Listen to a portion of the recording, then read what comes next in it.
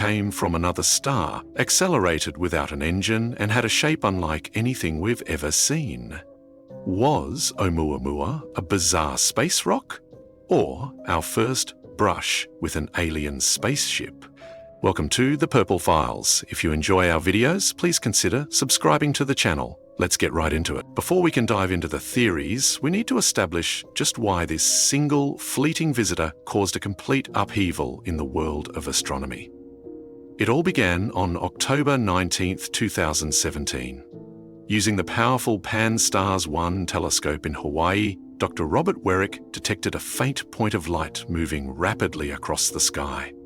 The initial classification was routine. It was labeled a comet, C/2017 U1. But when astronomers looked closer, they saw no tail, no fuzzy coma of gas and dust. So it was reclassified as an asteroid, A/2017 U1. But then came the calculation that changed everything. When astronomers mapped its path, they realized it was moving at an incredible speed of about 196,000 miles per hour. More importantly, its trajectory was not a closed ellipse bound by our sun's gravity. It was a hyperbolic trajectory, an open-ended curve. This meant it was not from around here. It had come from deep space, from the direction of the star Vega, and after slingshotting around our sun, it was destined to leave and never return. This was humanity's very first confirmed interstellar visitor. It was given a new permanent designation, 1I/2017 U1, with the I standing for interstellar. And it was given a name befitting its origin, Oumuamua, a Hawaiian word that beautifully translates to a messenger from afar arriving first. And the more we studied this messenger, the stranger its message became. First, there was its bizarre shape. As Oumuamua tumbled through space, the amount of sunlight it reflected back to our telescopes changed dramatically, dimming and brightening by a factor of 10 every 7 or 8 hours. This is an extreme variation, which meant it had to have an extreme shape. The initial calculations suggested it was a long, thin cigar, at least 10 times longer than it was wide. More recent analysis, however, suggests an even stranger shape is more likely. A perfectly flat pancake, or a razor-thin shard, perhaps hundreds of feet across, but only a few millimeters thick. Nothing in our solar system looks like that. Second, it was tumbling chaotically, end over end, rather than spinning smoothly on a stable axis like most asteroids. Third, its color was reddish, consistent with an object made of rock or metal that had been bombarded by sterilizing cosmic rays for millions, or perhaps even billions, of years. But the single greatest mystery, the observation that shattered our understanding of celestial mechanics, was its acceleration. After it whipped around the sun and began its journey back out into the cold darkness of space, it started to speed up. It was being pushed by some unseen, unknown force. For a comet, this is perfectly normal. The sun's heat vaporizes its ice, creating a visible tail of gas and dust, a coma, that acts like a tiny rocket engine, giving it a gentle push. But when the Hubble Space Telescope stared at Oumuamua with all its power, it saw absolutely nothing. No gas, no dust, no tail. It was accelerating without an engine. It was a ghost being pushed by a phantom force. This single, undeniable fact, the non-gravitational acceleration of a seemingly inert object, is what makes Oumuamua the greatest astronomical mystery of our time. And it is the reason for the wild, brilliant, and fascinating theories that follow. We have to begin with the theory that launched Oumuamua from the pages of scientific journals onto the front page of every newspaper in the world. This is the theory that it was not a natural object at all, but our first physical contact with a piece of advanced alien technology. Championed by Avi Loeb, the then chair of Harvard University's astronomy department, this hypothesis posits that Oumuamua was a light sail. A light sail is a theoretical but physically plausible type of spacecraft designed for interstellar travel. It operates on a simple principle. Photons, the particles of light, have momentum. While the push from a single photon is minuscule, Over a vast, lightweight surface, the continuous pressure of starlight can accelerate a craft to incredible speeds. An advanced civilization could use powerful ground-based lasers to give a light sail a massive initial push, sending it on a journey to another star. This theory elegantly and completely explains Oumuamua's most baffling characteristics. First and foremost, it solves the mystery of the non-gravitational acceleration. The reason Oumuamua was speeding up as it left our solar system was because it was being gently but constantly pushed by the light from our own sun. It didn't need a tail of gas because its engine was the sun itself. It was behaving exactly as a light sail should. Second, it explains the bizarre extreme shape. To be effective, a light sail must be incredibly thin and have a very large surface area to catch as many photons as possible. The most efficient design would be a flat, wide pancake or a thin sheet, a shape that perfectly matches the most likely calculations derived from its changing brightness. Avi Loeb argues that this theory is actually the most conservative one. He points out that every single natural explanation that has been proposed requires us to invent a completely new, never-before-seen class of astronomical object. Since we have to imagine something new no matter what, why is the idea of a new natural object any more scientific than the idea of a new artificial one? The scientific community largely pushed back against this, citing the famous maxim that extraordinary claims require extraordinary evidence. But for Loeb and a growing number of supporters, the evidence is in the data. Oumuamua's combination of features, its shape, its lack of outgassing, and its acceleration, make it a perfect match for a piece of targeted alien technology, a message in a bottle, or a probe from another star. In the wake of the explosive alien theory, the scientific community raced to find a plausible natural explanation that could account for all the bizarre data without resorting to extraterrestrials. After years of work, the leading contender emerged, a theory that is as elegant as it is specific. This is the idea that Oumuamua was a nitrogen iceberg. Proposed by astrophysicists Alan Jackson and Stephen Desch, this theory suggests that Oumuamua was a solid chunk of frozen nitrogen, identical in composition to the vast nitrogen glaciers that cover the surface of Pluto and Neptune's largest moon, Triton. The theory paints a vivid origin story. Somewhere in another solar system, an exo-Pluto planet, in a distant orbit around its star, was struck by a smaller celestial body. This massive impact blasted a fragment of that planet's frozen nitrogen surface off into space, sending it on a long, lonely journey through the interstellar void. After traveling for perhaps 500 million years, this nitrogen iceberg drifted into our solar system. As it approached our sun, the solid nitrogen on its surface began to heat up and sublimate, turning directly from a solid into a gas, skipping the liquid phase entirely. This outgassing would have created invisible jets of pure nitrogen gas. These jets would have acted like tiny, undetectable rocket thrusters, providing the gentle, steady push that caused Oumuamua's mysterious acceleration. The reason the Hubble telescope saw no tail or coma is because pure nitrogen gas is completely transparent to its instruments. It was accelerating without a visible engine because its exhaust was invisible. It was, in essence, a nitrogen ghost. This theory is currently the front runner because it uses known physics and known materials to explain the object's strange behavior. It also provides a neat explanation for the shape. As the nitrogen iceberg tumbled through space, the sun would have heated it unevenly, eroding it down into a flattened, pancake-like sliver over time, much like a bar of soap wears down into a thin sliver after many uses. However, the theory is not without its significant problems.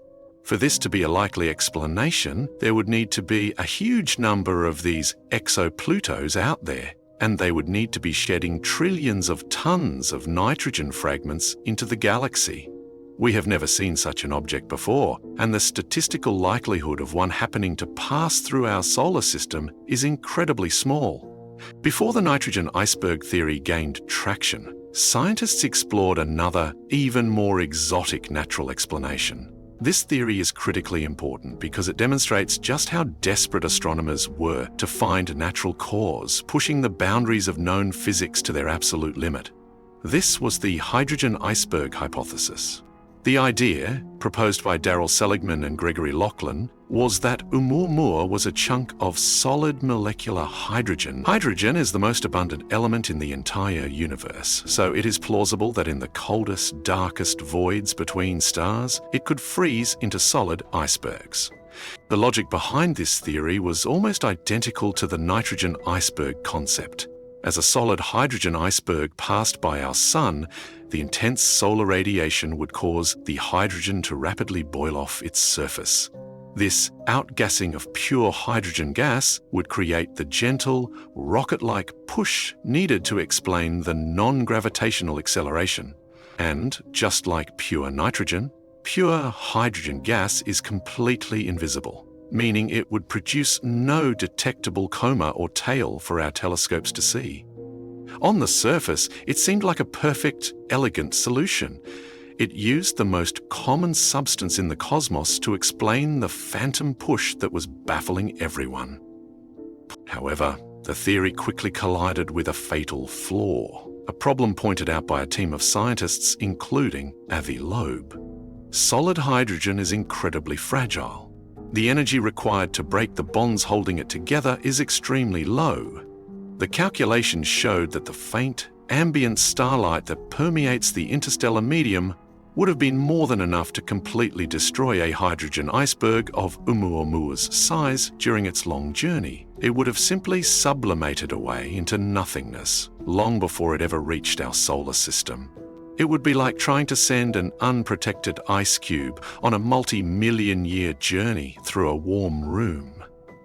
The theory was ultimately discarded, but its failure was a crucial turning point. It proved that simple, obvious, natural explanations were not working, forcing scientists to consider either more complex natural objects, like the nitrogen iceberg, or to finally confront the possibility that it wasn't natural at all. While the acceleration is Oumuamua's #1 mystery, its impossible shape is a very close second. The fact that it was at least 10 times longer than it was wide is completely unlike any of the roughly 1 million asteroids and comets we have catalogued in our own solar system. This theory, proposed by astronomer Yun Zhang, focuses specifically on explaining that bizarre, elongated shape. It proposes that Oumuamua was a piece of cosmic shrapnel, a fragment torn from a planet, a dwarf planet, or even a large moon, that was utterly destroyed by the gravity of its own star. The mechanism for this cosmic demolition is a terrifyingly real phenomenon known as a tidal disruption event. Imagine a planet in another solar system with an unstable orbit that brings it too close to its parent star. As it approaches the point of no return, the immense gravitational pull of the star begins to stretch it. The side of the planet closer to the star is pulled much more strongly than the far side. These immense tidal forces would stretch the planet, pulling it apart into a long stream of rock and debris, a process nicknamed Spaghettification. The planet would be violently shredded, and the resulting fragments would be flung out into interstellar space at incredibly high speeds. This catastrophic process could naturally produce the kind of object we saw. The violent tearing and stretching would create elongated, shard-like or cigar-shaped fragments. This would be a perfect explanation for Oumuamua's extreme dimensions. It would also explain its chaotic tumbling motion. A piece of shrapnel from a planetary explosion would not be spinning neatly on an axis. It would be tumbling end over end through space, just as Oumuamua was. This theory paints a dramatic and violent picture of Oumuamua's origin as a lonely survivor of a planetary cataclysm, a refugee from a dead world. The one thing this theory does not do on its own, however, is explain the non-gravitational acceleration. For this theory to be complete, the shrapnel would also have to be made of something exotic, like nitrogen ice, combining this idea with the nitrogen ghost theory to create a full, albeit complex, picture of a bizarre shard-shaped nitrogen iceberg. born from the death of a planet. This next theory takes Avi Loeb's alien technology idea and pushes it one step further, adding a chilling layer of purpose, intelligence, and implication to our interstellar visitor. This is the theory that Oumuamua was not just a passive piece of equipment like a light sail, but was an active robotic probe. Specifically, it could have been a von Neumann probe, named after the brilliant mathematician and futurist John von Neumann, who first conceived of the idea in the 1940s. A von Neumann probe is a hypothetical, self-replicating spacecraft. The concept is a terrifyingly logical solution to the immense challenge of exploring a vast galaxy.